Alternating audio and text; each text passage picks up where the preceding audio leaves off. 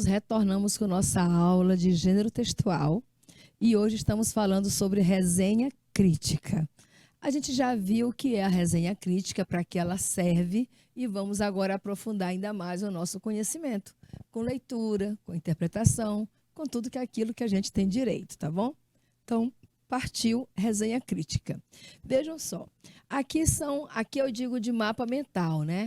Aquele resumo, aquela síntese que você precisa ter conhecimento sobre resenha. Então, anote aí o que é resenha crítica.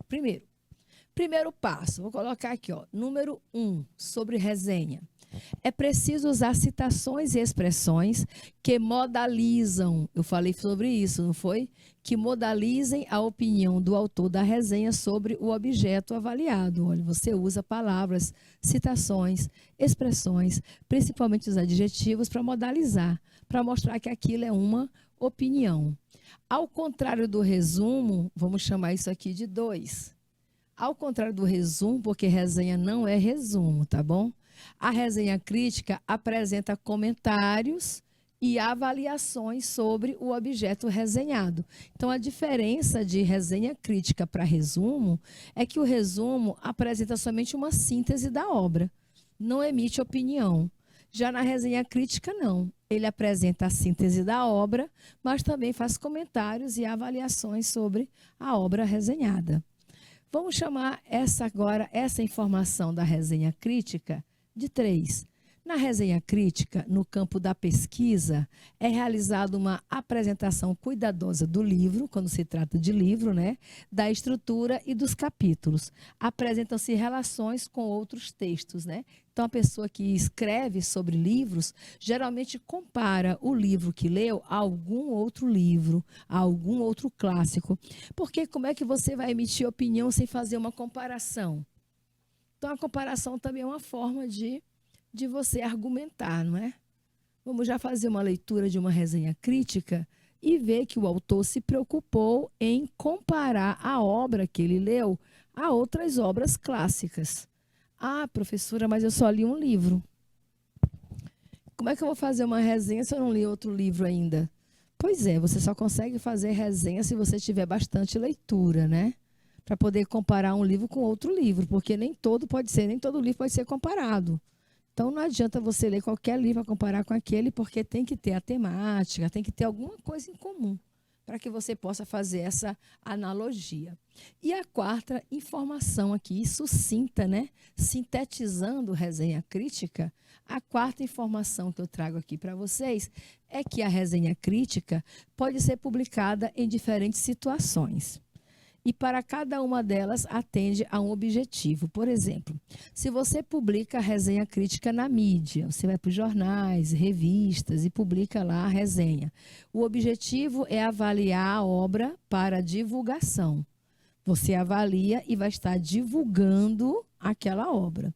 Se você faz uma resenha crítica na escola, porque a professora Udalene pediu, por exemplo, que você lesse o livro A Moreninha, do Joaquim Manuel de Macedo, e fizesse uma resenha crítica sobre a obra, enfatizando o papel da mulher na sociedade, de acordo com a leitura. Então, esse tipo de resenha é para avaliar e aprofundar a sua leitura na obra. De repente, você ia fazer a leitura da Moreninha e nem iria observar a questão do papel da mulher na sociedade do século XIX. Olha, você tem uma ideia, tem uma parte da história de A Moreninha em que os homens, porque a história começa, né, com uma festa no final de semana numa ilha do Rio de Janeiro.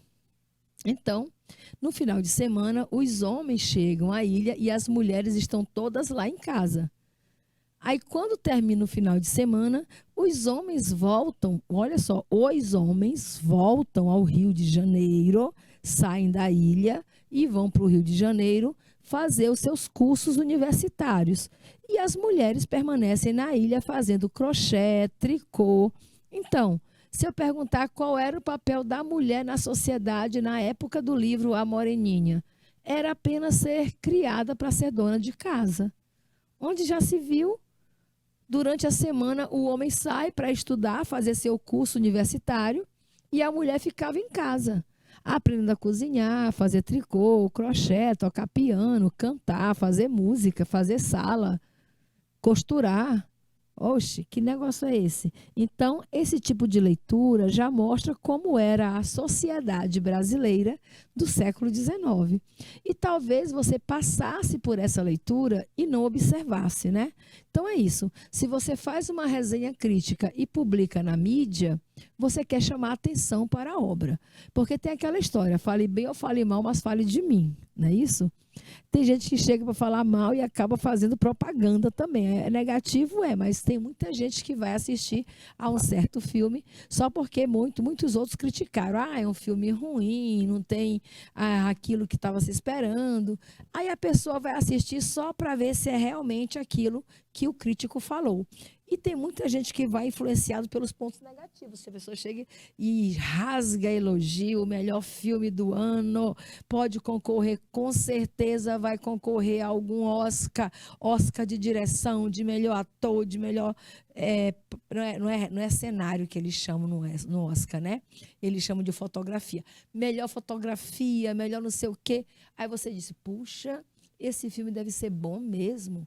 Aí você corre para o cinema para assistir e nem vai achar tanta coisa assim. Chega lá e vai ver que é só mais um filme. Ah, não, o cara me enganou.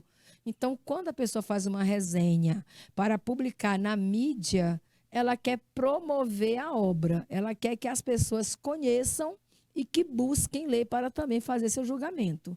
Se a resenha crítica é pedido na escola ou na universidade, em termos acadêmicos, como a gente costuma dizer, é para que o aluno que vai fazer a resenha se aprofunde na leitura da obra, conheça alguns pontos que talvez tivesse passado despercebido a eles se o professor não tivesse alertado para o aspecto que ele queria que o aluno observasse durante a leitura. Como é que a senhora sabe disso, professora? Ah, minha amiga, durante meu período de universidade eu fiz muita resenha crítica. Se você tem uma ideia, só do livro A Escrava Isaura, eu devo ter feito umas 4 a 5 resenhas. Era uma sobre o aspecto histórico, a outra sobre a escrava branca, por que a Isaura era uma escrava branca, qual era a simbologia dessa mulher branca ser uma escrava na história. Foram tantos aspectos que eu até decorei, né? Tem parte do livro que eu tive que decorar, por de tanto que eu li para fazer resenha crítica. Porque quando você fazer uma resenha crítica, não basta ler só uma vez. Você lê e relê várias vezes, você transcreve trechos para comprovar o que você está dizendo. Realmente é um estudo bem apurado sobre uma determinada obra. Beleza? Sigamos. Olha aí uma resenha crítica do filme Crepúsculo. Nem é do livro, né? É do filme Crepúsculo. Vamos ver o que é que diz aí. Quem fez a resenha foi o Rodolfo Lima. Para quem não o conhece, Rodolfo Lima é jornalista. Ele também é ator e é crítico de cinema. Como eu terminei a primeira aula para vocês dizendo que para fazer uma resenha crítica, você tem que ser um especialista no assunto. Não adianta você você querer fazer uma resenha, um comentário sobre algo, se você não tem conhecimentos de outros textos, né? Então, vamos lá. Crepúsculo, filme, e não livro. Eu não vi o filme, eu li o livro. O Rodolfo começa dizendo: dificilmente algum autor supera a história de Romeu e Julieta, escrita por William Shakespeare. Estão vendo aqui? Ele já está comparando Crepúsculo com o clássico, com a história de amor mais clássica da literatura universal, que é a história de Romeu e Julieta, escrita por William Shakespeare. Você pode até nunca ter lido, mas já ouviu falar de Romeu e Julieta. Há histórias de amor tão interessantes quanto, olha aí a comparação, não é? Ele já está rasgando uma comparação de Crepúsculo com Romeu e Julieta. Porém, o amor impossível, que é o tema da obra de Romeu e Julieta, né? O amor impossível, cunhado pelo autor inglês, serve de inspiração, olha aí, serve de inspiração para milhares de roteiristas e dramaturgos né? E dramaturgos e autores. Então, ainda hoje, esse tema do amor impossível ainda serve de inspiração para roteiristas, dramaturgos, autores. Muita gente ainda escreve falando de amores impossíveis. Aí ele diz: Crepúsculo, escrito por Stephanie Meyer, que é a autora do livro, foi traduzido para mais de 37 países. Vendeu 17 milhões de cópias pelo mundo todo e se tornou um fenômeno adolescente. Bella, interpretada pela atriz Kristen Stewart, e Edward, interpretado pelo Robert Pattinson, se apaixonam na primeira vez que se olham. É muito clássico isso, né? Amor à primeira vista. Ela fica instigada pela figura exótica, apática e misteriosa do colega de sala. Ele, louco para beber o sangue da Bella e novata, né? E novata mortal. Da Bella e novata mortal. Estabelecido o conflito. Pronto, o conflito foi gerado. Amor à primeira vista, interesses diferentes. Ela se apaixona pela figura exótica do homem branco demais e quer saber o que há por detrás desse mistério, enquanto o que ele quer mesmo é beber o sangue da Bella. Então, estabelece o conflito. Crepúsculo se mostra um filme atraente e sedutor. Olha como ele classifica o filme. Ele diz que é um filme atraente e sedutor. A possibilidade de um namoro tradicional não é possível. Não tem condição do vampiro namorar, né? Ter um namoro tradicional com a menina. Edward é um vampiro que se esforça para não precisar de sangue humano. Mas o cheiro de Bella o entorpece e faz com que entre a sedução e o medo de falhar se aproxime da amada. Então, tá aí. Já está apresentado por que o Edward não pode ser considerado um namorado normal, né? Porque o que mais o atrai na Bella é o cheiro do sangue dela. Continua. Pronto, só essa parte aqui. Agora vamos ver duas questões sobre essa resenha que a gente acabou de ler. Tá bom? Não está completa, só está um trecho dela aí para você, mas dá para a gente fazer uma leitura e uma interpretação. A principal característica de uma resenha crítica é... Se você entendeu já o que é uma resenha crítica, você pode me dizer qual é a principal característica. É um texto proveniente do universo jornalístico. Olha, essa é uma característica. Mas se você observar, a resenha crítica não é o único texto que tem esse caráter, tá bom? Então, não é a principal característica, é uma das características, não a principal. Tem como finalidade persuadir o leitor? A propaganda também tem. A propaganda também quer convencer o leitor a comprar o produto, não é verdade? Então, é uma característica da resenha crítica, mas não é a principal característica. A principal, amores, é aquela que vai diferenciar a resenha crítica dos outros tipos de texto. Até o momento, essas características apresentadas, elas não diferenciam a resenha crítica de outros textos. Olha, texto proveniente do universo jornalístico, nós temos a notícia, a reportagem, o editorial, a carta de leitor. Tem vários tipos de texto que vêm do universo jornalístico, não só a resenha crítica. Então, isso não diferencia a resenha crítica. Tem como finalidade persuadir o leitor. Se você escrever propagandas, anúncios, né? Anúncios publicitários, o que mais? Qualquer texto argumentativo, editorial, um abaixo-assinado, uma carta aberta, todos eles também têm essa finalidade. Persuadir o leitor, até a charge. Até uma charge que o chargista faz tem a finalidade de convencer o leitor a concordar com aquela opinião. Então, não é uma característica marcante da resenha crítica, porque a característica marcante vai diferenciar a resenha crítica de outros tipos de texto. E até agora não aconteceu. Vamos à letra C. Apresentação e análise crítica de uma obra artística. Pronto. Se eu tenho um texto que apresenta a obra, como aconteceu ali atrás, você viu que ele apresentou. Crepúsculo é um livro de Stephanie Meyer, que foi traduzido para não sei quantas línguas, vendido em não sei quantos países, comprado por 17 milhões, vendeu 17 milhões de cópias. Ele primeiro apresenta a obra. Depois ele faz uma análise crítica, não faz?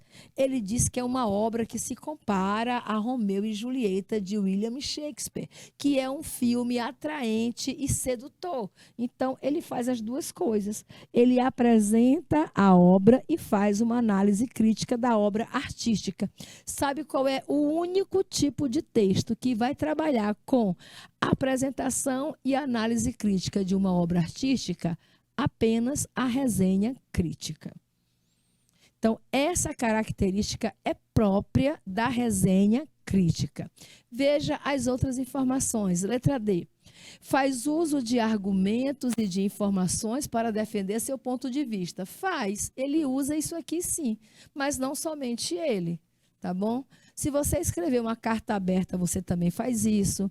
Qualquer texto argumentativo tem essa característica. E, por fim, prevalecem nela a concisão, a linguagem denotativa e o uso da norma padrão. Ora, isso aqui também aparece na notícia, no editorial e em outros tipos de textos jornalísticos, porque a resenha também tem esse caráter midiático, não é? É um texto de mídia. Então, é característica da resenha, mas não é a principal. A principal é aquela que torna a resenha um texto diferente dos outros, que é o que está escrito na letra C. Segunda questão. O que diferencia a resenha crítica da notícia? Então, o que é que eu acho que se eu tiver uma notícia, o que é que faz eu diferenciar uma notícia de uma resenha crítica? Notícia você já conhece, todo mundo assiste todo dia na TV, não é? Então, a resenha apresenta regramento, queridos, regramento, vocês se lembram? É lá naquele texto que a gente estudou sobre o debate, né? Regramento está mais no termo do gênero debate, debate regrado, lembram disso?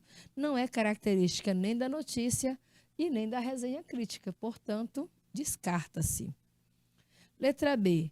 A notícia tem base em opiniões. A notícia não se baseia em opiniões. A notícia se baseia em fatos, tá bom? A notícia se baseia em fatos e não em opiniões. Então, descarta também a letra B. Letra C.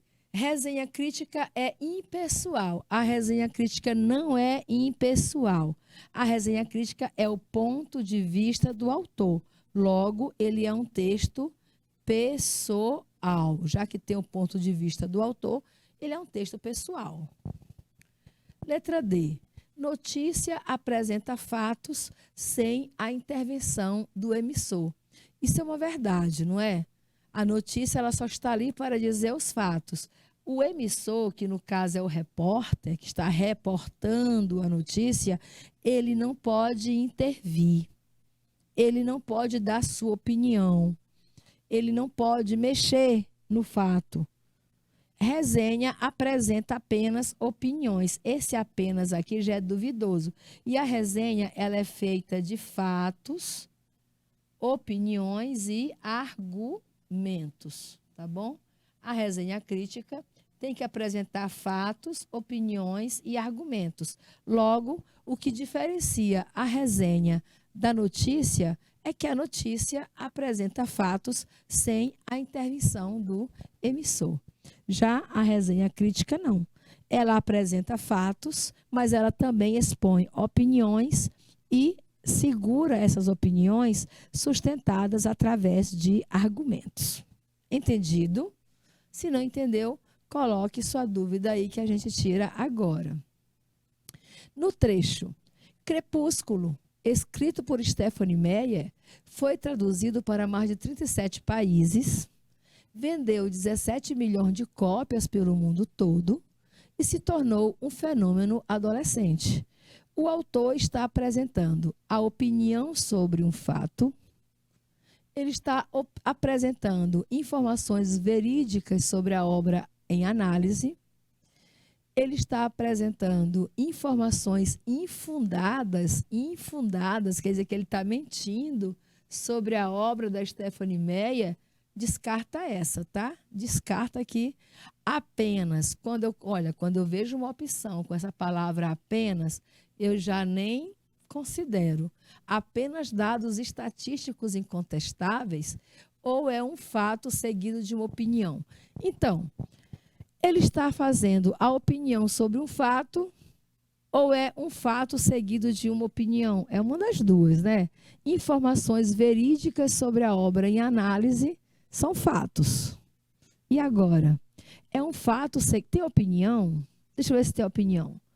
Crepúsculo, escrito por Stephanie Meyer, isso é um fato. Foi traduzido para mais de 37 países, isso é um fato. Vendeu 17 milhões de cópias pelo mundo todo. Mundo todo. Todo é modalizador, né? Vendeu 17 milhões de cópias. Eu não sei se foi pelo mundo todo. Porque eu não sei se o mundo todo comprou, entendeu? Então, aqui é um modalizador, essa questão de mundo todo. Ó. Mundo todo é uma modalização, certo? Ele está tornando muito abrangente. Ele poderia dizer, vendeu 17 milhões de cópias pelo mundo. Se ele não usar o todo, aí não é modalizador, seria uma informação, seria um fato. Mas pelo mundo todo, aí ele tá o quê? Exagerando, né? Que vai que tem algum lugar no mundo que não comprou nenhuma obra da Stephanie Meyer? Vai que tem. Como é que ele sabe que o mundo todo comprou? Ele não sabe. Ele está apenas opinando, isso é opinião. E se tornou um fenômeno adolescente. Pode ser a opinião dele também, né? Se tornou um fenômeno adolescente. Realmente se tornou um fenômeno o livro. Não sei se foi só adolescentes, tá? Porque os adultos também gostaram. Então, eu acho que a resposta é um fato seguido de uma opinião. Ele apresentou os fatos e depois ele saiu modalizando, dando uma opinião. Entenderam o que é opinião misturada aos fatos? De acordo com o que você pôde observar, o autor faz uma avaliação. Que tipo de avaliação ele fez sobre a obra Crepúsculo, da Stephanie Meyer? É uma avaliação positiva do filme, baseado na obra de Stephanie Meyer. Ele disse que é um filme bom, sedutor. Ele comparou até com Shakespeare, que era aí, gente. Você ter uma obra sua comparada a William Shakespeare, um dos maiores escritores do mundo. Ora, se isso não é positivo, o que é que vai ser positivo? Tem alguma coisa mais positiva do que você ser comparado a um dos maiores escritores da literatura universal? Ele comparou Crepúsculo a Romeu e Julieta, o clássico dos clássicos das histórias dos amores impossíveis, né? Então, é uma avaliação positiva. Dizer que ele foi imparcial está errado, porque ele se posicionou, ele disse que é um filme sedutor, atraente e tal. Não é negativa, já que ele exaltou os pontos positivos da obra. Ambivalente, ele não apontou, não. Ele só apontou positivo, não teve negativos, não é isso? Crítica que acusa a autora de plagiar. Nunca houve intenção de acusação de plágio. Ele disse que é uma inspiração. A obra é inspirada nos Amores Impossíveis de Romeu e Julieta, não é isso? Mas não falou que seria um plágio. Logo, a avaliação do autor é positiva do filme que foi baseado na obra da Stephanie Meyer. Entenderam? Porque a resenha crítica, ela realmente pode ser positiva, ela pode ser negativa, ela pode ser ambivalente. Ela pode apontar aspectos positivos e aspectos negativos. Mas, nesse caso do texto que a gente leu, ele só apontou a parte positiva do filme. Sigamos. É ensaio ou é resenha?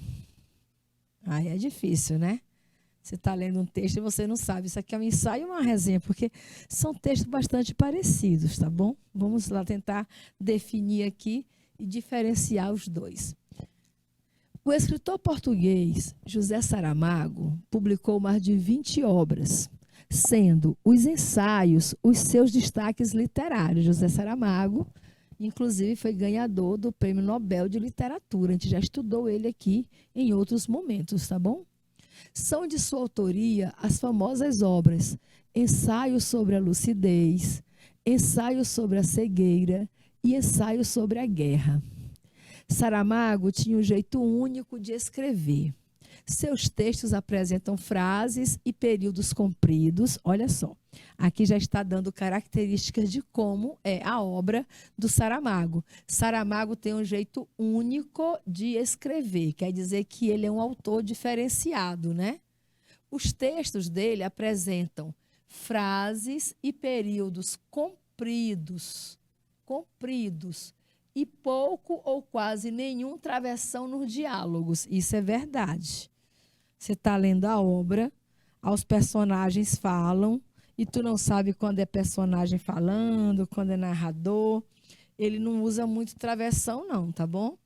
Um ensaio de grande sucesso foi Ensaio sobre a Cegueira, obra que foi traduzida para diversos idiomas e ganhou até adaptação para o cinema a partir do cineasta brasileiro Fernando Meirelles, verdade. Fernando Meirelles fez o filme, né? Ensaio sobre a Cegueira, mas não com atores brasileiros, botou atores americanos. Ficou uma coisa assim interessante. Não que os nossos atores não sejam bons, eu achei que ele poderia ter usado atores brasileiros. Na obra Ensaio sobre a Cegueira, publicada em 1995, Saramago critica, aí vem o tema da obra, né? Ensaio sobre a Cegueira. Critica os problemas sociais e as relações humanas. É disso que fala o texto. A cegueira, que está presente no enredo, quer dizer, na história do livro, é uma metáfora, uma comparação para a falta de visão das pessoas, as pessoas cegas, né? As pessoas que vivem cega para os problemas do cotidiano. Pessoas que não enxergam a sua volta. Pessoas que não veem a dificuldade. Pessoas que não veem o flagelo, a fome, a miséria, a morte, o abandono. Não percebe a fome das crianças nas ruas, a fome dos venezuelanos jogados aí nas esquinas pedindo esmola. É melhor passar com o carro com o vidro fechado e fazer de conta que aquilo não existe. Então, é sobre isso. Assim, ele demonstra metaforicamente a natureza humana e o desinteresse pelo coletivo. O ser humano não se interessa pelo outro, né? É a falta de empatia. É disso que ele trata. Ensaio sobre a Cegueira é a falta de empatia do ser humano pelo outro ser humano. No dia do lançamento da obra, Saramago descreveu o livro como terrível. Ele que disse, Saramago, é um livro terrível, uma tortura violenta e uma experiência dolorosa. Ele disse ainda esperar pelo sofrimento do leitor.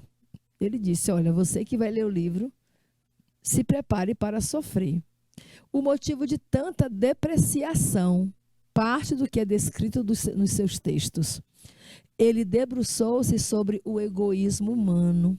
Olha aí, por que que você vai sofrer? Porque você vai se reconhecer nele, né?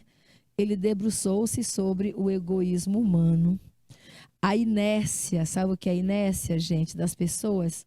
É a capacidade de não fazer nada pelo outro. Esse é a inércia. E os problemas sociais enfrentados. Esta obra deu sucessão para o livro Ensaio sobre a Lucidez, publicado em 2004, em que José Saramago aborda sua visão sobre voto em branco.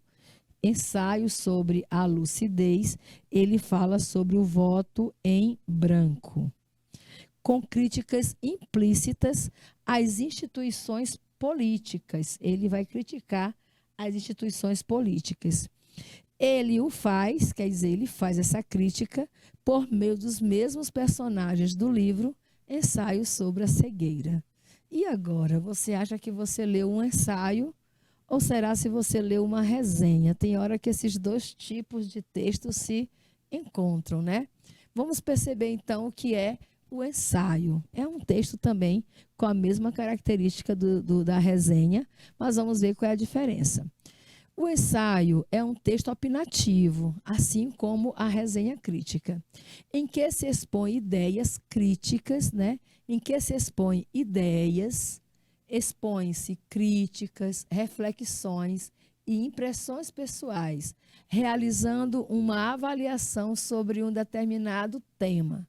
Ali, no caso, foi o ensaio sobre a cegueira. O ensaio problematiza algumas questões sobre determinado assunto, focadas pela opinião do autor e geralmente apresentam conclusões originais.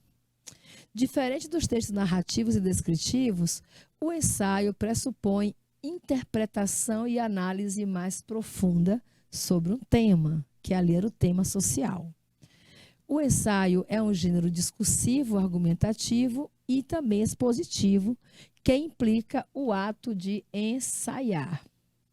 Ou seja, ele apresenta tentativas de reflexão crítica e subjetiva, ponto de vista pessoal no fluxo natural de ideias, sendo muito solicitado no meio escolar e acadêmico.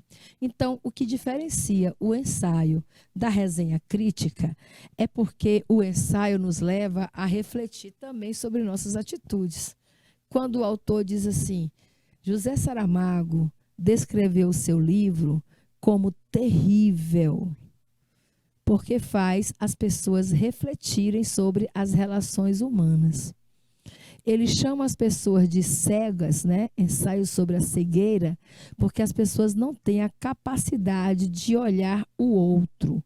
As pessoas não vivem em coletividade.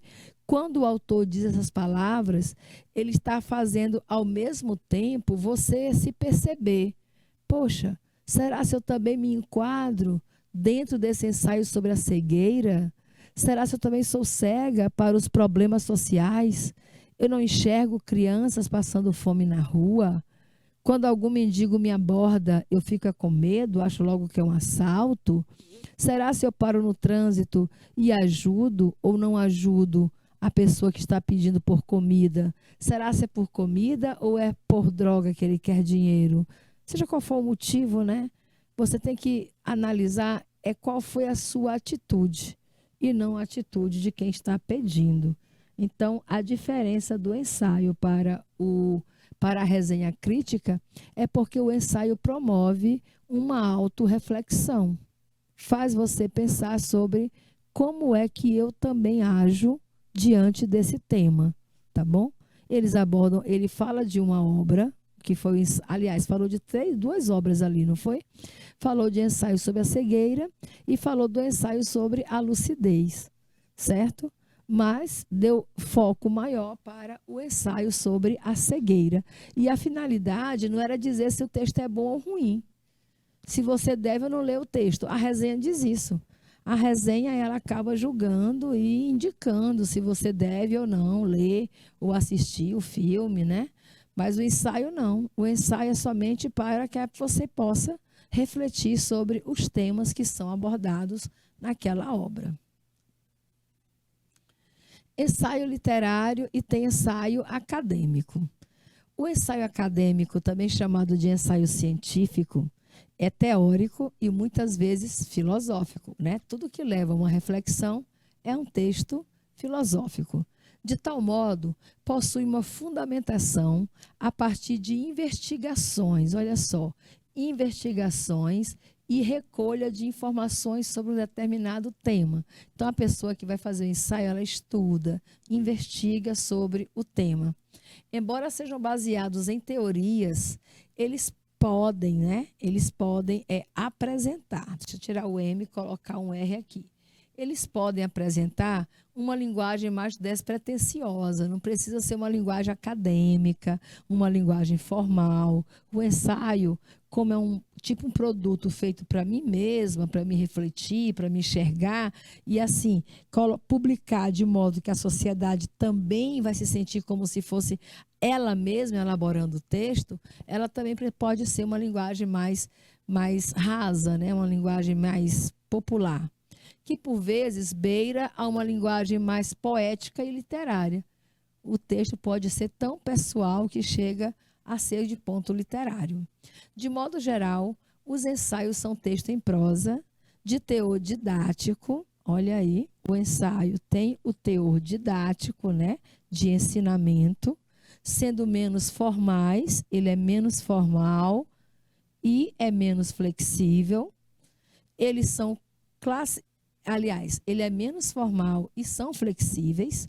Eles são classificados em 2 tipos. Tem o ensaio literário, que é bem informal, e tem o ensaio científico, que ele é mais formalizado. Aqui eu coloco a capa de um livro, de um ensaio, né, que é um ensaio, um livro chamado Um Ensaio sobre a História da Teoria Musical, do Vidal Walter. Tipo de ensaios, características do gênero. Vamos lá. Nós temos, então, ensaio literário, também chamado de artístico. Que é isso, professora? Aquele texto que ele pode não apresentar uma fundamentação científica. De repente, você não pode se valer de elementos científicos, porque propõe uma reflexão mais subjetiva, é a minha interpretação sobre o livro literário, né? Então, uma reflexão mais subjetiva do autor, exibindo uma linguagem mais informal ou mais coloquial. É o meu ponto de vista, é como eu vejo um determinado tema. Já o ensaio científico, ele tem todo o embasamento em teorias, é bem científico mesmo, apresenta a linguagem mais formal possível e é destituído completamente de gírias e de expressões conotativas. Então, esse é um texto realmente mais catalogado. As principais características do gênero ensaio são linguagem simples, texto conciso, julgamento pessoal, reflexões subjetivas, exposição e defesa de ideias, originalidade e criatividade, texto crítico e problematizador e temas variados, tá bom? Então, o ensaio tem temas variados. Ele não precisa falar apenas sobre obras de arte, eles podem falar também de outros campos de conhecimento. Segunda, como identificar o ensaio? Então, se eu estou lendo lá um texto, eu quero saber se é ensaio, se é resenha. O ensaio pode ser encontrado como um texto formal ou informal, dependendo da linguagem, né? Pode haver críticas explícitas, críticas duras, como aconteceu no texto que a gente leu, ou críticas subliminares, ou seja, ficam subentendidas.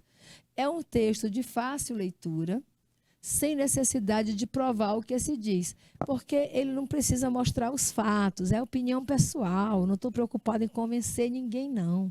Só estou preocupada em expor a minha opinião. Quando você escreve um ensaio, você quer apenas dizer o que você pensa sobre o assunto.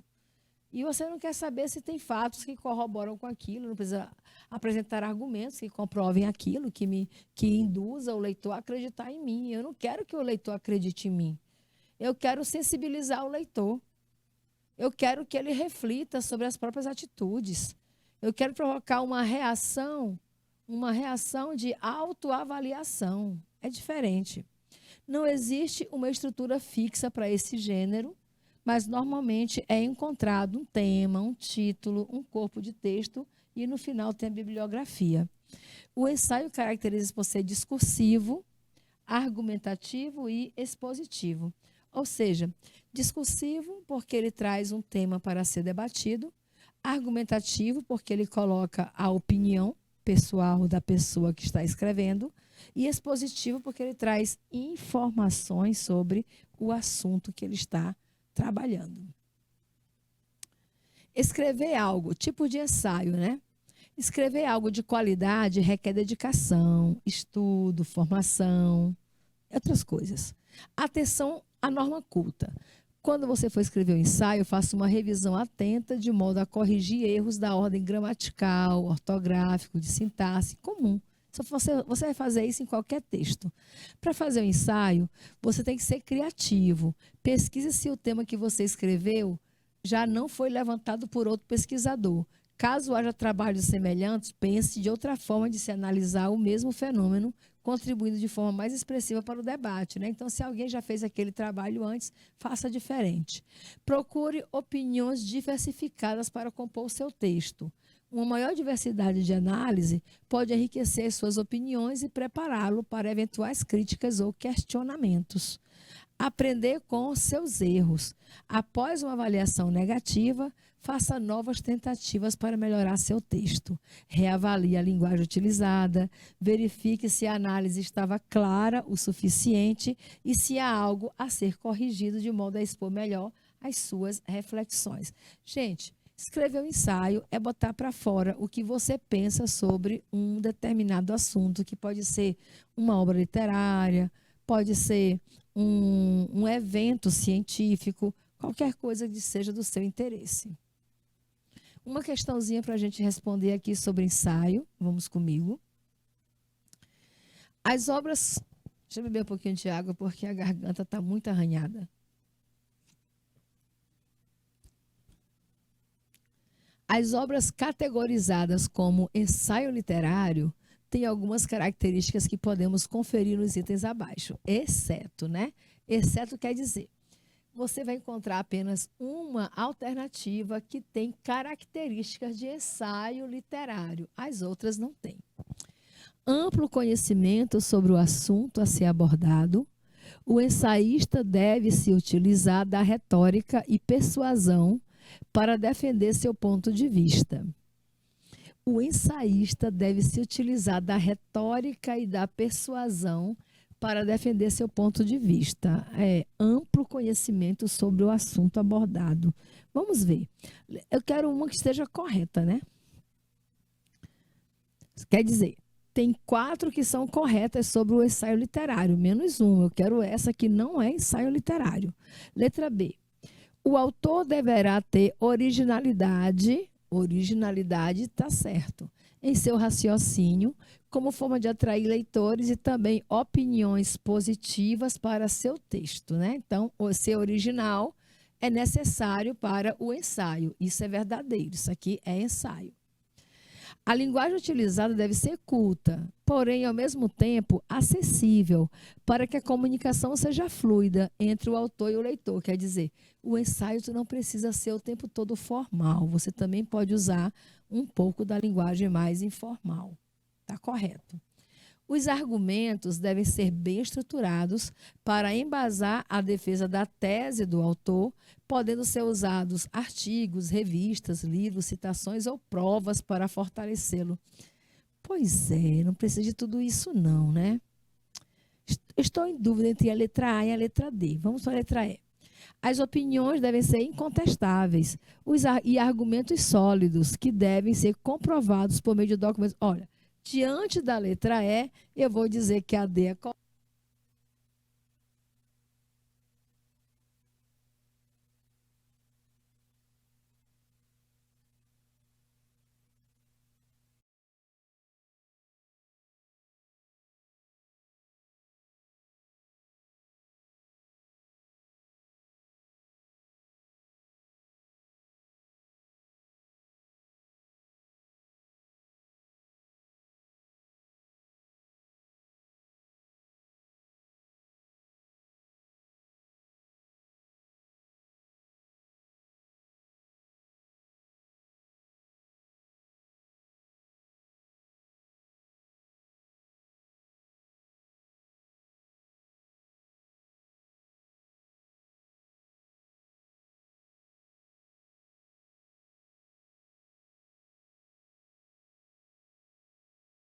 Então, hoje a gente falou sobre 2 tipos de textos dissertativos argumentativos.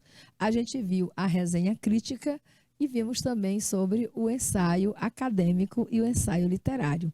A gente continua nossa aula na quarta-feira estudando a língua portuguesa na análise linguística. Até lá, então. Boa noite.